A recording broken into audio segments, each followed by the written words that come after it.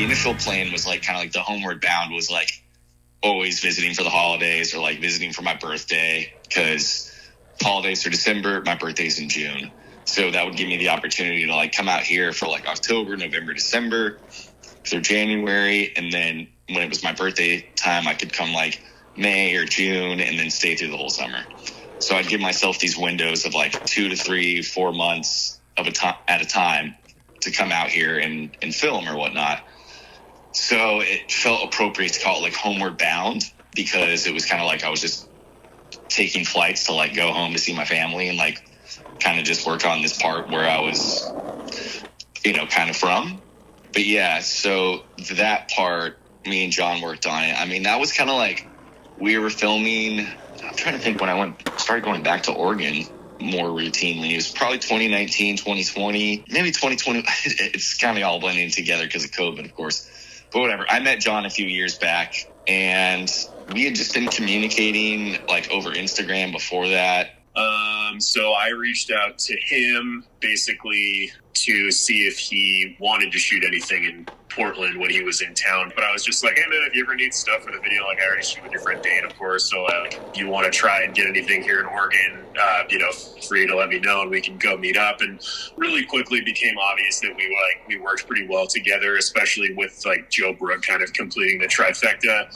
Became really obvious that we could put something together that would probably be pretty special, especially because I don't think Aaron had ever really had an Oregon part. Like he had Oregon footage, obviously, but I don't think he ever had a part that was completely shot in Oregon, even when he was living here. Yeah, so just every time I'd come back for like 2 months, me and John would just make it a priority to like skate as much as possible. So that was basically like filmed, not even on like, not to gloat, but like not even on like a full-time schedule of living in Portland.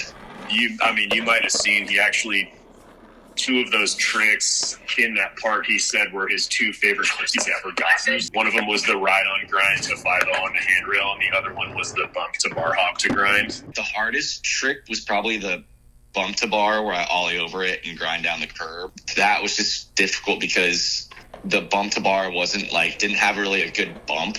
Felt like I was just like trying to hurdle myself over this bar and hopefully land on the curb. The one where I kind of land on the curb and grind was like maybe the 3rd one where I actually got my trucks on it. But yeah, that was probably the harder trick that I did. There's like a board slide I do off of a loading dock. It's like a tall yellow rail. And that one took some time as well, just because the rail was really tall and mellow. And I didn't have a whole lot of run up, and so I had to like throw down, set my feet up, and like I just had some weird falls, and, like just some sketchy gales that made it like really scary. I'd say like probably those 2 tricks are like the scariest and like hardest ones to have to work on. Oh, and I do back 180 switch 50 on this rail underneath the Bannon Lloyd Center Mall in Portland. I had to go back twice, like one to film it and one to shoot the photo. Both times it was like easy, but I would like get into Bennett grinds, or I would do some weird shit with my body, and like my board wouldn't follow me, and I would just like literally go from the top of the stairs, land on the rail, and just like sack potatoes and hit the ground. But that was like a personal challenge trick. It was just like I wanted to do that trick on a rail, and that was maybe not the ideal rail because of the wall. Just like trying to like not care that there was a wall on the other side of the rail. And I've always wanted to get a trick on that spot because it's been around forever. I can't remember if like somebody told him about it or if he just like happened to spot it. We weren't there to look at that though. We were kind of just there like putzing around, like, well shit, what do we do now? And then spotted that, and I think he marinated on it for like a week, and then he was like, I feel like I could shoot a really good clip that could be my last trick. And then I think I pitched it to Joe as like a potential cover. I was like, dude, how sick would this be on the cover of Thrasher? And I'm sure you saw the photo. It's fucking incredible.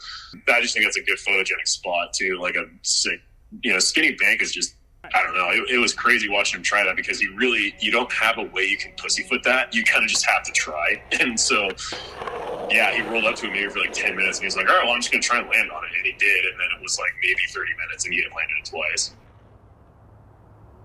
Yeah.